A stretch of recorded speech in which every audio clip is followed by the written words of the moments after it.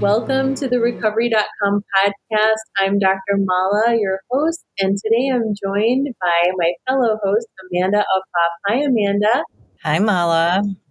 So we're so excited. In today's episode, we're thrilled to introduce Lauren Grout, an exceptional woman in long-term recovery and a wellness advocate.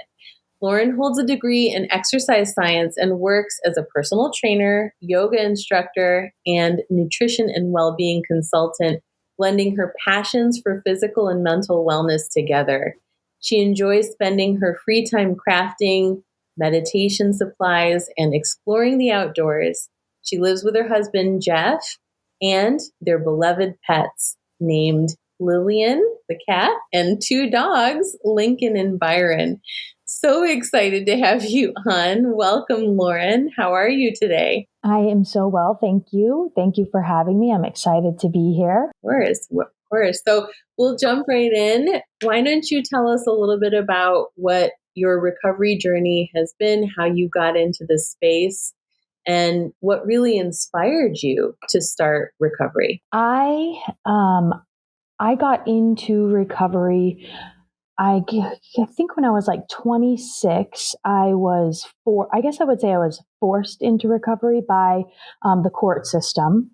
And it's something that I'm actually really grateful for now, having come through the other side. I didn't know that that I had an issue, that I needed help. I didn't know the signs of addiction or alcoholism or anything like that. My family's pretty normal. And so I just didn't have those red flags identifiers to say you might have a problem. Something might be going wrong. Something here is different. And I guess I will say I was a habitual drunk driver. I couldn't stop drinking and driving. And one time I got into a car accident. I had a passenger with me and she sustained, life-threatening injuries. They had to induce her into a coma and they took us to the emergency room. And I'll backtrack for a second. This wasn't the first time that I had ever gotten into an accident drinking and driving, but it was the turning point for me, I would say. So, I had a few broken bones. She was in the hospital. I got to go home. They charged me with a DUI and luckily she was okay and she made it and everything was fine. And she now lives a lovely, wonderful life. And I'm so grateful for that because there was a point where I thought that I might be charged with vehicular manslaughter. And to think that me or just anyone might go through something of that magnitude it's an eye opener, to say the least, I guess. To think that you're walking through the world and that you don't have a problem and you do the things you do and everything is fine, and then all of a sudden one day it's like, wow. So that was a big wake up call and a sign that something might need to change and that I might be the problem. This was the first time I realized that alcohol was not actually my solution. It was the problem to all of my problems. So I went to court. I got charged with a felony DUI, and I had to go to jail. They let me go home with the administrative ankle monitor, on leave, I guess. I'm still a ward of the state. And I had to come back every week and do drug tests and check in. And they knew where I was at all times. So I spent a couple weeks in jail and then I got released to home confinement. And I had to do community service, AA meetings. I couldn't drink. I couldn't drive. Maximum loss of license, maximum fines. I did everything that the court will assign somebody or convict somebody with. And that was when I went to my first meeting. I went to my first recovery meeting and I felt like it was the weirdest moment because there was a girl there and her name was Lauren, and she introduced herself to me, and I get emotional because when I think about it, it was the mirror that I needed to see, that like, that I am not alone. I am of these people, like, just like there's a few markers along the way where I felt these signs, or these big, I guess I would say very big mirrors reflecting me into my new fellowship or my new way of life, or just reassuring me that I was on this new path and this is the right place for me. Like, this is where I'm supposed to be. Yeah. And man, I mean, it's been a journey ever since. Yeah. How emotional and how poignant. I can see, of course, how meaningful this catharsis was for you. With that, like, what was the kind of that moment when you were seeing these reflections, right? What were some of the things that stood out? What were the narratives that you were hearing? How did you navigate them? I think that when I was seeing or hearing these signs, or like the mirror was being put up to me so that I could see me in this new way of life, or new life of recovery, that the things I was feeling and thinking were not that extreme, because in the moment I was so, it's kind of like you're blind and you're walking forward. It's faith. It's really faith. Like, I'm walking, taking these steps and wondering, like, gosh, is this where I'm supposed to be? Is this the thing I'm supposed to do? What's the next right action? I had no idea how to live life as a functioning human being before this. There's a saying, and everybody always says, I didn't get the handbook to life. And I feel like that's very true for me. Like, I didn't know how to just be a normal human being. I didn't know how to take the normal progressions. I didn't know how to stick with something. I didn't know how to finish something. I didn't know how to accomplish or achieve anything. And I was just thinking about it before coming on here and chatting with you ladies, that like, it's like I would have died an ugly, lonely death if I hadn't have hit a turning point that was real enough for me to see that I needed to make changes. And I think when that moment came, or those moments came, that I was willing enough to just kind of go with the flow. Like, I didn't put up a fight. I didn't think that there might be something better, or maybe this isn't it. I really was trying to lean into that. I will never drink or use drugs again. Like, I need a new way of life. Like, at least for a little while. And I'll be truthful that in the beginning it was, let me do this for a little while. Let me do this until the court says I need to. Let me do this for a year.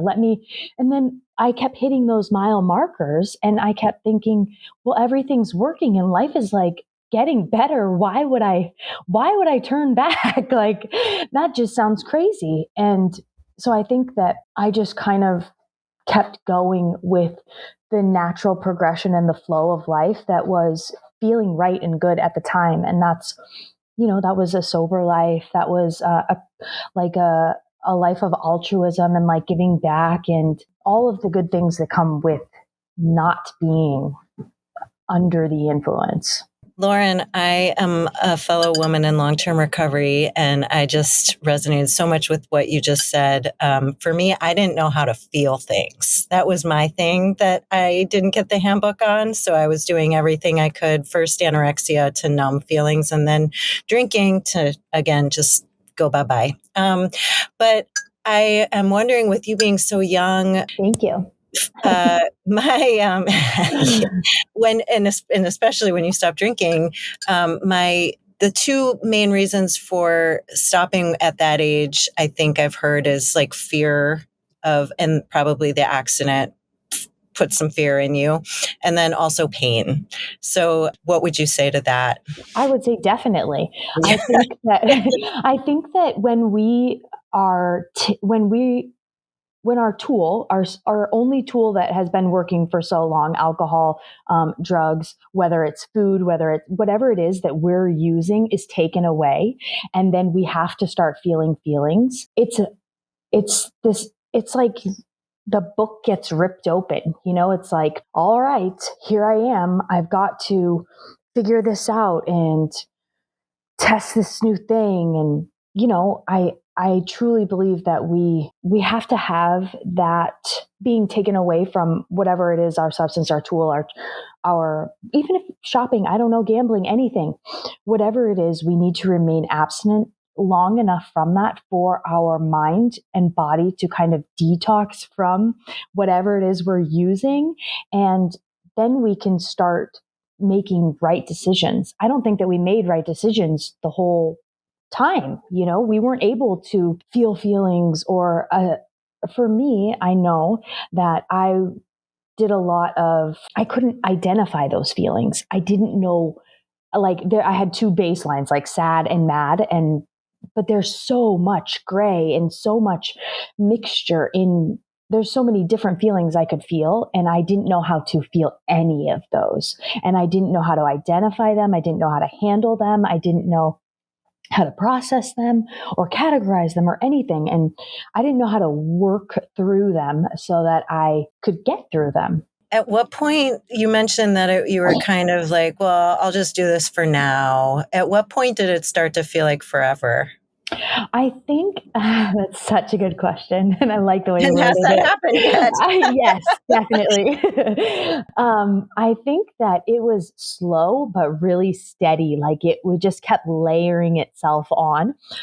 There was a time where I got my ankle bracelet off and I was like, oh God, I don't have to go to these meetings anymore. And I was like, oh, stop thinking like that. Like, this is working. Just do it. It's like, just don't question it until it doesn't work, like, let's just go until we feel otherwise. When I got my breathalyzer out of my car, like all of these little markers, when I hit a year of sobriety, I was like, oh, I made the year, like I can do what I want, like that. It says, some people will say, like, see if you can do it for a year. Like, that's a really good testament. And once I hit that marker, I was like, it wasn't even a question that I would stop at that point. So I don't know exactly the moment, but it was like, it was just layering itself on into my life so that, like, basically I couldn't get out. And I love it. It's like the cozy bed you never want to get out of. Exactly. The better things get, the more you'd be like, why would I stop this awesomeness? Yeah. Right? I feel no need to be under the influence of anything, because I know the reason that I was using those things is to get out of myself, or to not feel, or to not be present, or to numb life. And I know that, like, I do not have that luxury anymore. And so it's just not a road that I can even tiptoe down. There's nothing for it for me. Yeah. That's so true. It's so scary too when you get to that place where you realize, wait a second, I've got to confront my emotions. I've got to allow myself to feel. And so you submit to that. That in and of itself is woof, like an avalanche, right? So how did you first navigate those emotions, realizing, like, wait a second, I got to feel everything. I'm going to feel everything. How am I going to do this? How did you do it? In the beginning, I was also court mandated to see a licensed drug and alcohol counselor, and so I had to meet with her like once or twice a week, or every other 2 weeks. I don't remember, but and I had done therapy before, but I was never honest, obviously, and I didn't know the gravity of my situation, and I didn't know the help that I really did need, So I think she was definitely a part of that, and also getting following women in the program, working closely with a sponsor. I remember I would pose the question, like, what do normal people do here? I don't know. Is this how I'm supposed to feel? Like, what am I supposed to do? And the strong women that I surrounded myself with would say, like, easy does it, or like, take time, just feel those feelings. It's okay. Like, they would just reassure me that like, I'm not alone. And I have never been alone on this path. Somebody's walked it before me, and somebody's got advice that I'm looking for, as long as I remain open to sharing how I'm feeling, the experiences and the things that I'm going through. So really, I just talked a lot about it. And I would say, like, in an appropriate way. Like, I feel like sometimes we could overshare, or we kind of play the pity pot, or we like keep circling that feeling and keep circling that feeling because we're not ready to let it go. And so I think that, I was intentional with who I shared my feelings with. And I think that I listened to the advice that I got and really tried to process the feelings, go through the feelings so that then I could come to the other side of the feelings, instead of just saying, oh, this is what I'm going through now, and keep circling that drain, like when will it go down? I don't know. Okay. So what has stayed with you in terms of being able to process those emotions? What are some of the things that you do now? And what are your like fallback resources and tools that you like to utilize to not only process the emotions but work through them? Yeah, I think they're kind of the same as in the beginning. Like, I talk about how I'm feeling. Majority of the time, if I'm feeling something uncomfortable, I will like question what's going on. Why am I feeling this way? How can I sift through this? Is this the actual feeling I'm feeling, or is there something more behind this? Is it because XYZ? Was I taking care of myself well enough and I'm just short and angry? Or am I frustrated because have held on to something that may be like deep seated and a lifetime of building? So I think that it's a combination of like assessing, and then when I'm ready, talking about that and like saying, is this how it is am I seeing this right? I need another person's opinion. Like, I need an outside perspective, somebody to say, yes, that's clear, or no, that's not. You've got this all wrong. Like, and I think I have to be willing to hear that advice as well. And one of the things that sticks with me, and I hope will never leave me, is in early recovery, probably 4 years, the women in some of my groups would say like that we have to feel those feelings, and that we're not really in like, sometimes we just need to feel them, and we don't have to make them better or process them or get rid of them or do the stuff around them. Like, sometimes we just have to feel those things. Like, sometimes I just need to feel sad, and sometimes I just need to be happy, and sometimes I need to like be frustrated and like work through some of my frustration around things for myself. So I think it's really a very continuous balancing act of like sifting through what's happening here. How am I going to work this problem today? Lauren, I am super curious. I read your bio. I'm super curious about how fitness and yoga came into your life. Was it always a part of your life? Did you find it in recovery? And just what that's meant to you. I'm a fellow yoga teacher, yoga lover. The gym, I could take or leave, but I respect the people who like it. Would love to hear about your fitness journey and how that fits into your recovery. So I found fitness in like the gym aspect before recovery, and also yoga. So when I was, I would say probably like, right before the culmination of like getting sober and like all the turmoil and all of the things that are compounding and all of the like bad actions and all of the resentment, guilt, all the shame, the things that I'm feeling that I am like uncomfortable about, that I'm using or drinking to not feel. There was this thing. They kept circling me, like resonating with me that like, oh, I need to like meditate. I need to like meditate and I need to like calm down. I need to feel grounded. I need to like, maybe yoga will help. So I started doing Bikram yoga. And I will say that I started Bikram yoga when I was detoxing off of drugs and alcohol because it was so strenuous and so hard. And you feel like it's a hot room, so you can't get the chills. You're like sweating, and I could tell myself for an hour and 30 minutes that like to stop tracing my mind to what am I going to do next. I've got this 1 hour and a half. Like, what can I do here? What can I do here? How many more breaths can I take in this pose? And I would not recommend that to anyone, but it happened for me, and I think that that's where it started to like stick a little.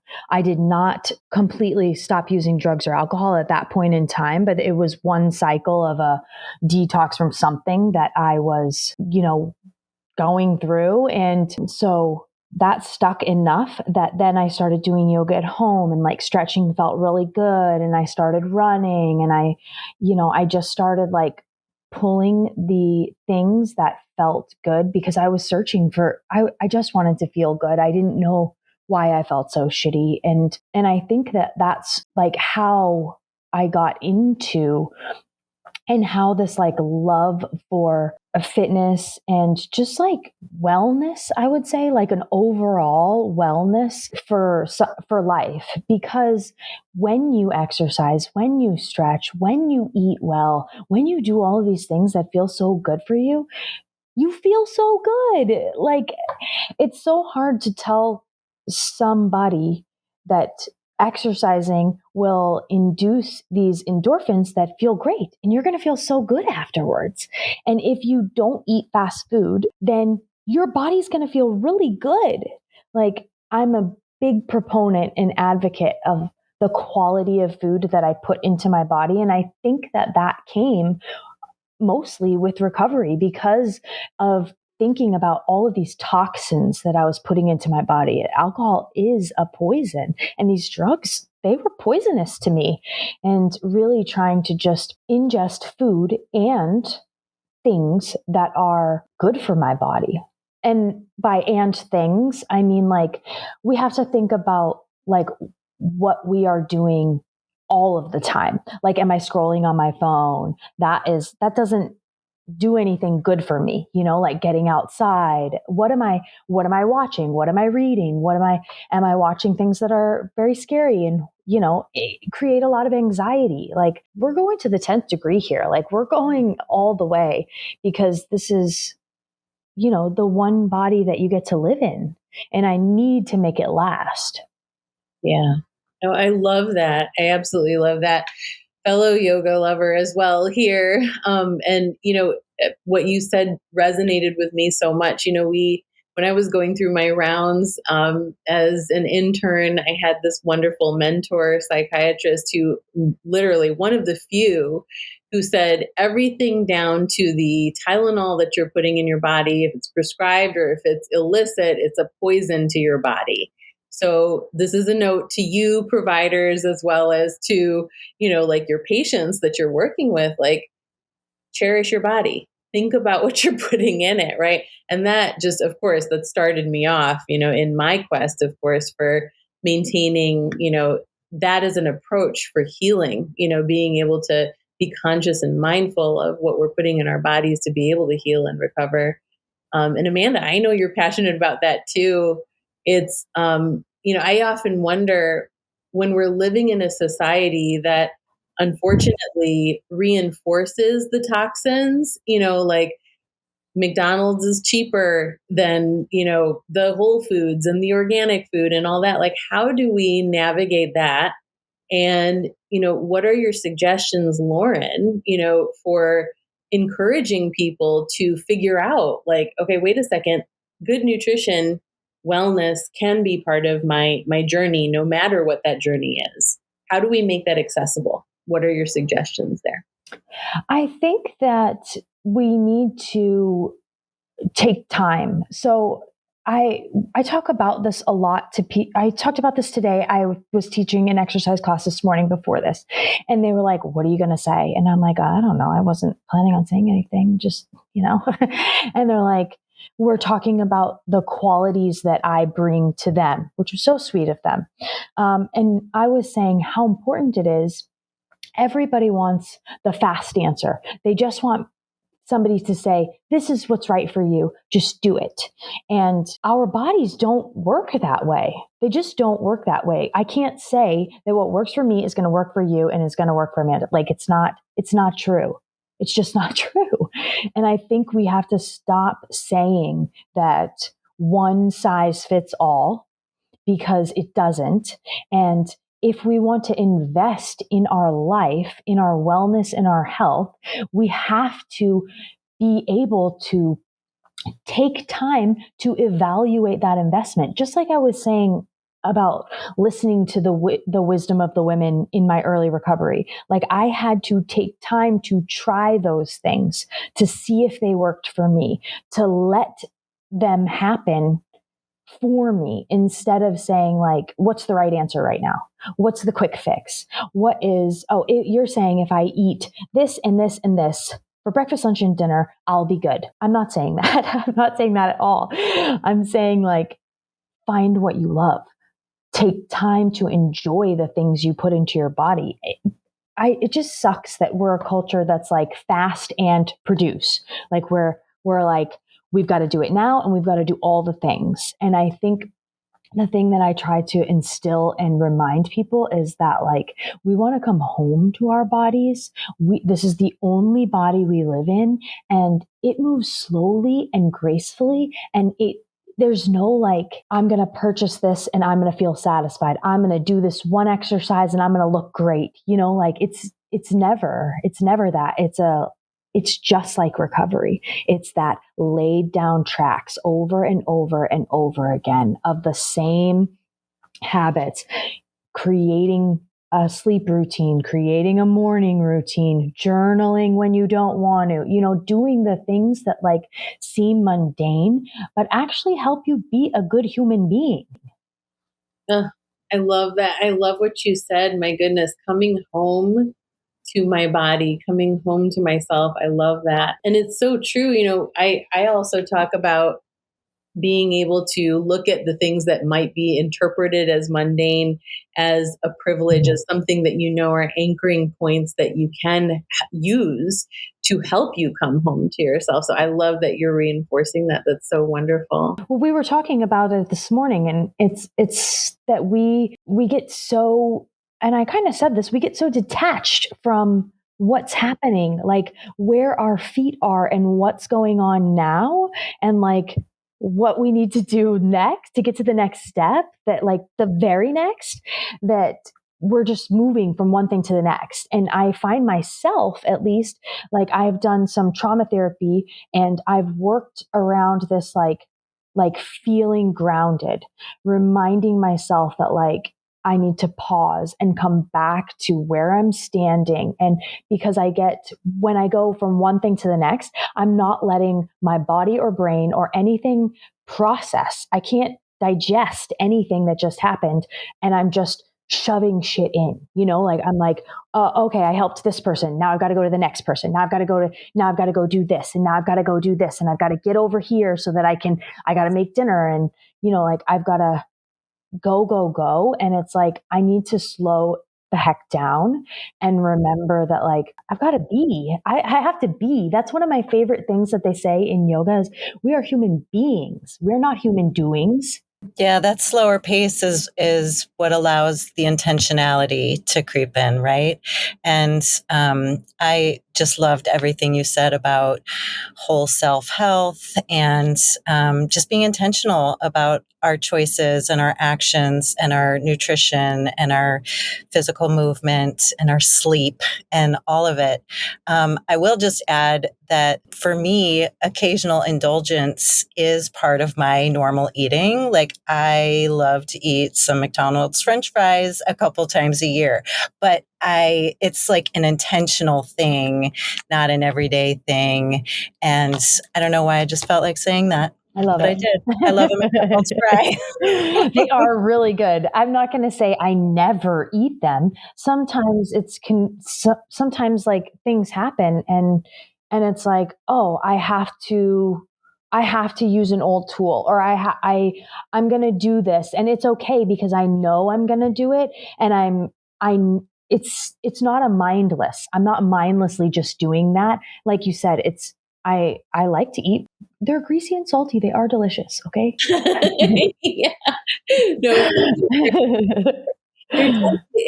you have to have some amount. And again, like if you're taking the enjoyment out of it, out of the things that we're putting in our, that that's not going to help. That's going to backfire on us. So I I'm loving this conversation. I think we're all saying the same thing, and that is like it's so important to make sure that we're cherishing the food that we're putting in our body. And even if it's a naughty food, or, something that is not necessarily of high nutritional value, that it's okay because we're giving ourselves that enjoyment mindfully, right? We're consuming mindfully.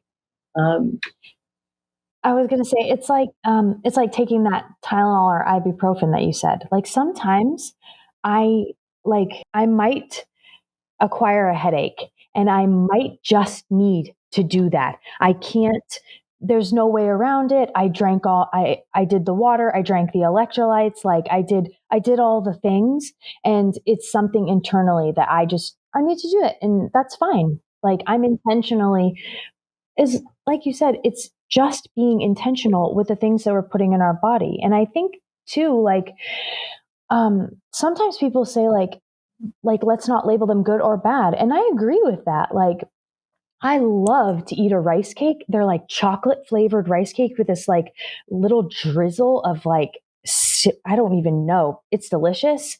And like I need a snack. I need a sweet and savory. I need to have something that I can indulge in every once in a while. I'm really curious because of your whole self health approach. I know you're a trainer. Do you kind of sneak all the other things in when you're doing physical training?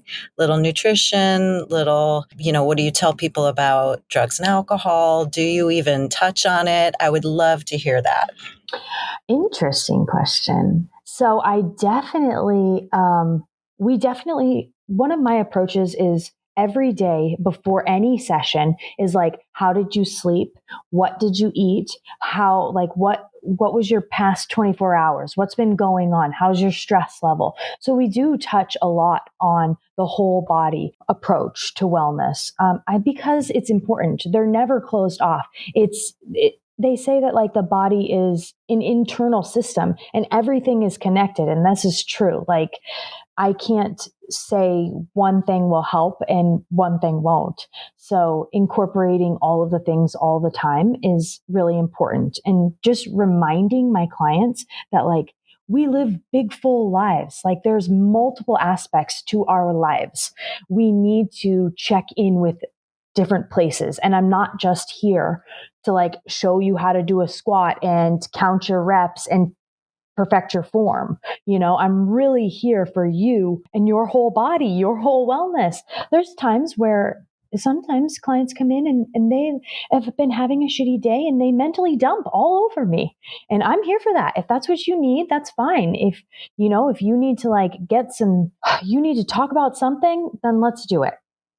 Because I can't. Girl, I have heard some stories. People Yes. tell their yoga teacher everything. Yes, you start to feel comfortable, and I want them to feel comfortable. I want them to trust and rely on me because I care about them. We are cultivating a relationship that hopefully will last a lifetime. Like they will never forget about the things that we did and learned and talked about and discussed.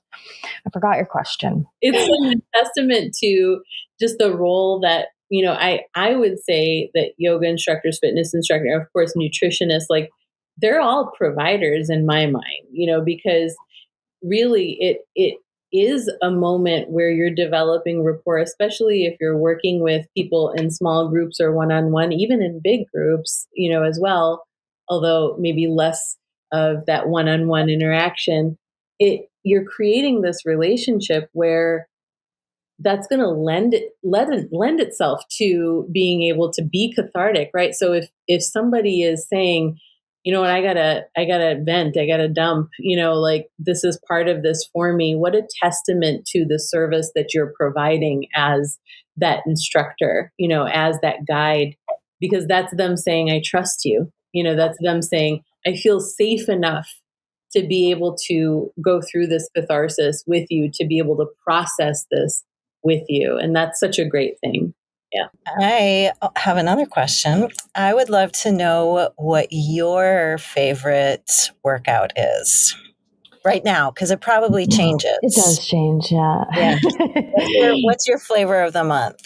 I love a back workout. I feel really strong when I do those exercises, and I also love like legs or glutes, obviously. So I'm trying to love them more, and I'm trying to tone my legs a little bit more. So I'm trying to switch my love to a deeper love of the lower body. What is yours? It's all yoga all the time. It's funny, as I get older, I know that weight training should Very be important. coming into my life. I know, but it's not my favorite. But yeah, yoga. Do you like a fast pace? Do you like a slow? Do you like yin? What's your favorite type of yoga? Yes, to all of it. All of Depends it? on where I am. Like a Sunday night yin to get me ready for the week, 100%. But when I am having long days and my brain is full, I need to do that moving meditation. I need the voice to tell me what to do and when to breathe. And it's, like a miracle every time. And it's been, almost 18 years that yoga has been in my life. So yeah, but maybe I'll hit you up for some weight training pointers at some point. I love it. I love it. So I know that you're not alone, Lauren, in your recovery journey, and you have a magnificent partner in your life. I wanted to ask you, could you share some insights into the dynamics of your relationship with Jeff and how both of you are navigating your recovery journey together? I don't know about insights, but I'll tell you how it goes day to day. So I think that, we like to kind of have our own like routines around spirituality, meditation, whatever it is that we need to do for the day. We don't usually do that together, which I find enjoyable. I need to have my own connection with something greater than myself, but we will do meditations together sometimes at night, and I enjoy that as well. And we attend meetings sometimes together and also separately. So I think that we have this beautiful combination of like, you have yours and I have mine, but we also have ours. And I think that's really important. And I guess I wanted to say I would never cross the line of telling him what I think he should or shouldn't do for his own recovery. But I will also say I'm not perfect. And sometimes I might say, like, oh, did you go to your meeting? Did you call your sponsor? Like, what are you doing right now? Maybe you need to like take a moment. I think that that's the wonderful thing about being in a relationship with somebody who also speaks the same language that I do, is that I'm not trying to call him out. I'm just trying to give him a hand and let's say like, maybe you need a minute. Maybe I need a minute. And I have never experienced such a great relationship that is so understanding of that. I think because we both have our own recoveries, that we're able to, and we work a program that we're able to know that the other person needs, deserves, and requires some of that time, that they need to go to their own meetings. They need to do their own work with their sponsors or sponsees or whatever it is, reading, working on internal stuff. But at the same time, that person doesn't forget that that's important to me, or kind of get resentful that that's important to me or that I need it. Like, I think it would be really hard if I was in a relationship with a normal person, because they might not understand how important that piece of my life is. And also that that piece of my life runs its fingers through every other piece of my life. Like I'm in service work and I go to district meetings and I do, there's a lot of things that I do for my recovery that I need my partner to understand that that's important to me, that like that makes me a good human being and that gives me the opportunity to live this wonderful life when I can give back to my community like that. Yeah, that's awesome. What strategies have you found most effective for providing emotional support to one another, especially during some of those challenging times? Yeah, some of the challenging times, it's so funny because there'll be like some life happens and, maybe he's having a bad day or I'm having a bad day. Someone's having a bad day. And luckily the other person isn't having a bad day. And that, like, I have mentioned that, like, all right, if your stuff is off the rails, thank God mine isn't. So let me help here, or let me like support you in any way that I can. Like, do you need me to make dinner tonight? Do you need me to do this? Like, do you need me to create time for you? What do you need so that you can get through all of this chaos that you're going through? Know that I'm here and I can help you through, but also that like it's back and forth. Like if I'm having a bad day and everything's going well and dandy for him, like he's able to say and see like, oh, how can I support her today? She's had a really long day. She's had worked with a lot of clients. She's probably emotionally drained. Like maybe I can just prepare something, put something somewhere, like whatever it is, like if it's turning over the laundry or if it's making dinner or if it's just like getting the bed ready to go to sleep, if it's just letting the dogs out, whatever it is, it's like knowing that I can trust and rely that my partner is like, we're working as a team. Yeah. Yeah. Team effort, joint Yeah, effort. definitely. Yeah. I love that. So balancing your self-care, how do you balance the need to care for your spouse with Oh also my gosh, it's so hard. with the importance of self-care?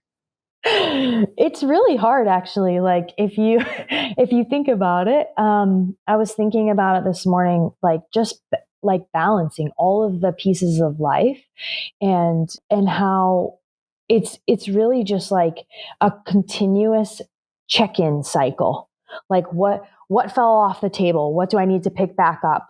Oh, okay, this got that. That's good. Like let me circle back. What else do I need? How else can I be better? What else can I, like it's really just this continuous check in with all of the things that are important, like rotating through them and saying, like, what was the last thing I didn't give energy to? Or, like, what's next on my list of like, oh, I didn't do any self care today. I need to do that. Oh, I didn't get to the gym today. I need to do that tomorrow. Oh, I need to food prep. I didn't do that. I need to do that tonight. Like, it's really just a continuous like circle of how can I nourish my body, preparing myself for life's endeavors, I guess.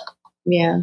Yeah, absolutely. What tips can you offer to those in similar situations or to balance it all? I think asking for help is really important. Like and I'll be the first. I struggle with asking for help. I feel like I should be able to balance all of those plates on spinning little knobs by myself, and then we kind of touched on this. I think that like, and then I burn out or freak out or have a meltdown or like I need to remember that I have people in my corner and I need to ask for the things that I need. And I think that's really hard for me to remember.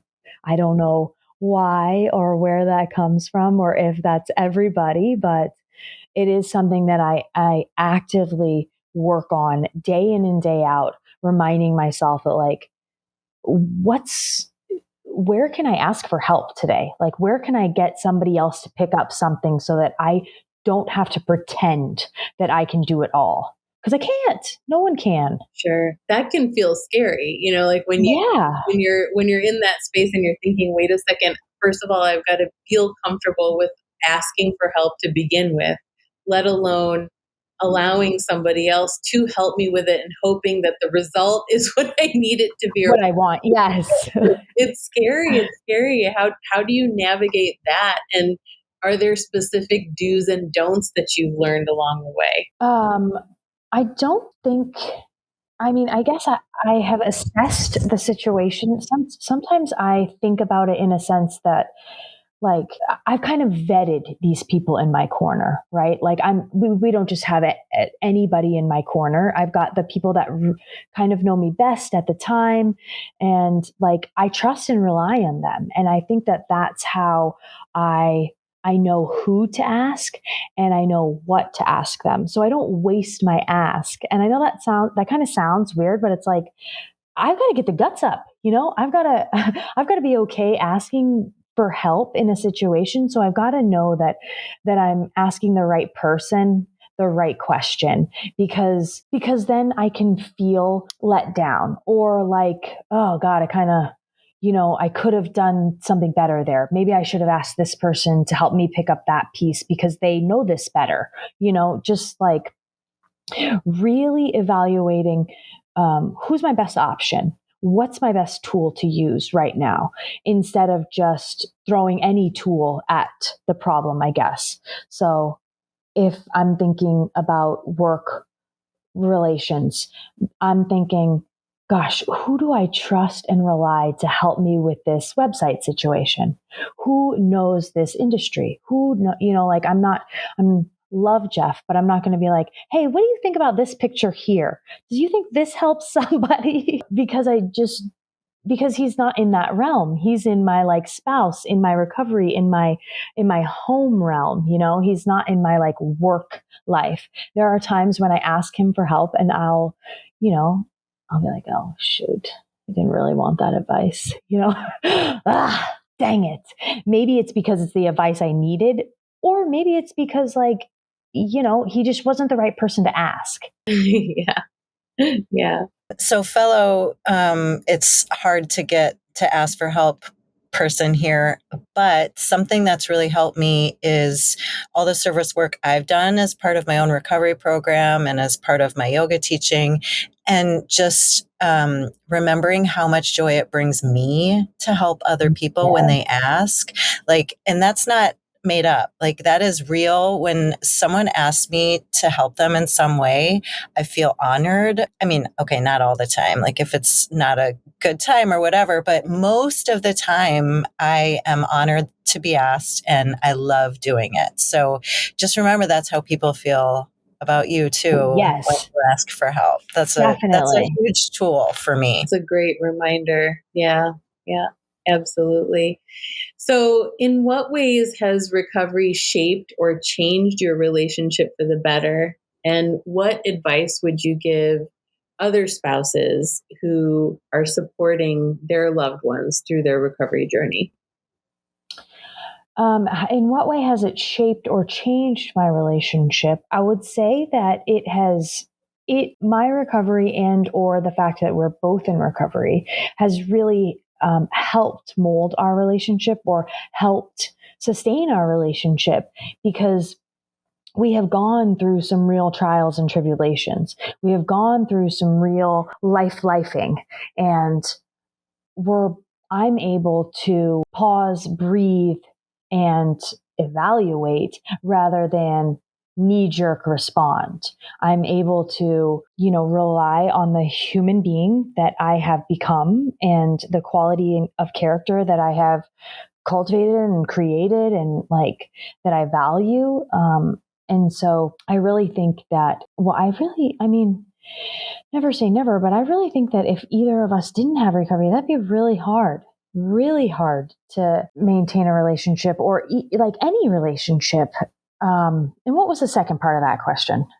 What advice would you give to other couples? Yeah. I think the advice that I would give is to remember that it depends on where you are in your recovery journey.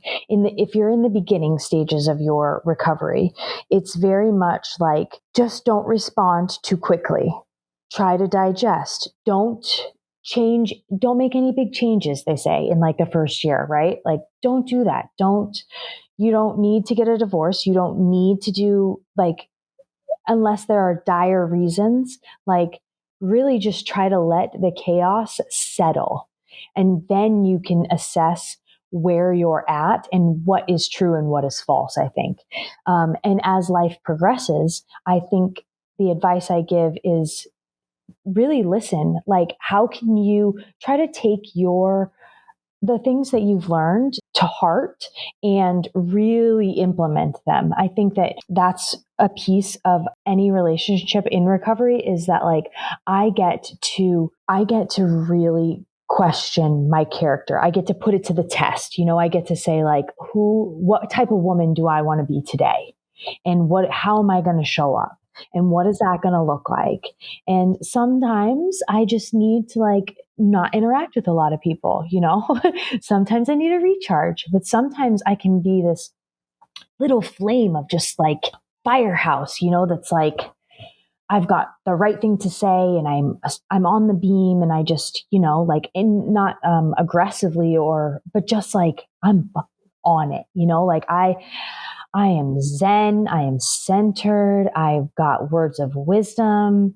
And I think it's just like knowing when, like, where am I today? What do I have to give today? Do I need to like pull back? And how can I show up as the woman in recovery that I want to show up as? Sometimes that's being silent and sometimes that's speaking my mind. I love that. And I think it's a balancing act of both of those. Yeah, for sure. I mean, you are in so many ways your own inspiration, and that's beautiful. And Amanda, I feel that way about you as well. I love to be in this conversation with wonderful, strong fellow women, who really are embracing that on a day basis. So thank you for that, and thank you for sharing all your advice and tips. It's really, really good, very insightful. Well, thank you for having me. I really enjoyed hearing from you, Lauren. I love what you're doing in this world. I really enjoyed meeting your husband and now meeting you. I just want to see you guys standing side by side, to be honest. And I loved what you said just now about being in a couple that's both in recovery. I have the distinct honor of having that in my own life. And I never knew it could be so good. I mean, I was in relationships with people who weren't in recovery, and it's just whole next level when you get to share that with your person. So anyway, thank you for sharing all the stuff you did with our audience, with me and with Mala. And yeah, thanks. Thank you.